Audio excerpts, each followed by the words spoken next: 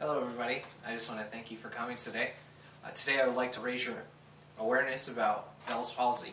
It's a temporary paralysis of the face and affects 40,000 Americans every single year. It has no bias, no gender, no age. It can happen to anybody, which is why I like to raise your awareness. I myself actually was diagnosed with Bell's palsy about 3 weeks ago. If you guys can see, I don't have facial expression in the right side of my face. In fact, anything I do won't actually register. It scared me at first because I had no idea what it was, but I've done a lot of research in the past 3 weeks that have informed me greatly about this.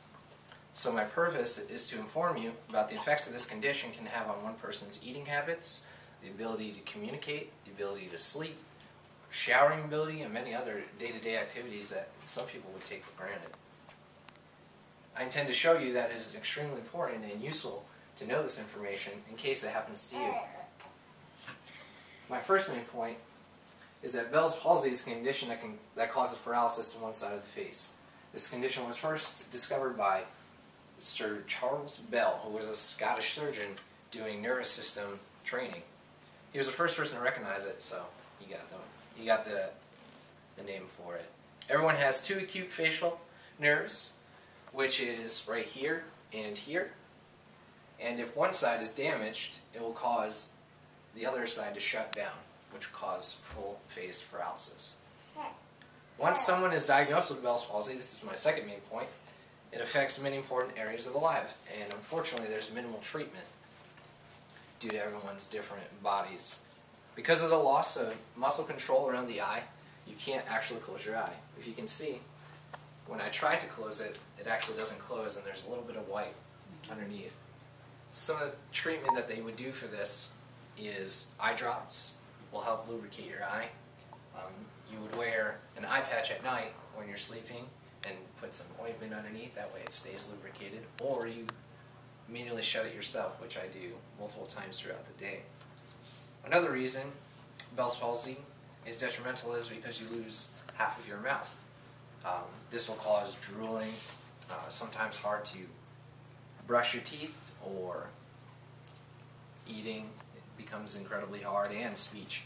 So if I was to communicate to you today, luckily I had 3 weeks to prepare, so it's easier to talk to you guys now. My third main point is most caused by a viral infection, such as meningitis or the common cold sore. Another rare case would be exposure to extreme cold temperatures. Most often the virus is carried by everyday people, so you might have the virus right now, but because everyone's different, it won't affect you as much.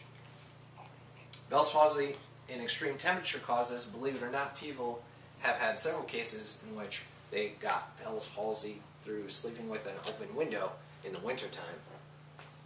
It's very, very minimal though. In my case, I was given a smallpox vaccination due to my deployment coming up very soon. For overseas, we had to get a smallpox shot, and somehow it got in my ear, which it caused an infection, small infection behind here, which that swelling pinched the nerve shut. Therefore, the electrical signal is not registering from the brain, coming up over the ear and spreading out across the face. In summary, Bell's palsy is a condition that no one ever wishes to get diagnosed with. However, it is very common and very easy to get. Paralysis to half side of the face causes many effects, normal day activities, side effects of drooling, dizziness, the risk of potential blindness, among other things. Doctors can treat Bell's palsy, but because everybody is different, they always can't treat it sometimes. Things such as antibiotics, like I stated, and steroids might help it, but everyone's different. Hopefully my information has helped you to make this condition, if it was to happen to you, less scary and traumatic.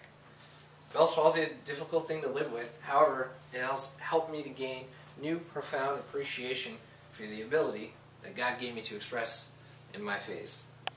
I will never take this function of my face for granted again. Phil Weldon once said, "The desire for self-expression afflicts people when they feel there is something of themselves which is not getting through to the outside world." Hopefully, my information has helped you guys today, and will help you if it has ever affected you, or if it will ever affect you. Thank you very much for coming.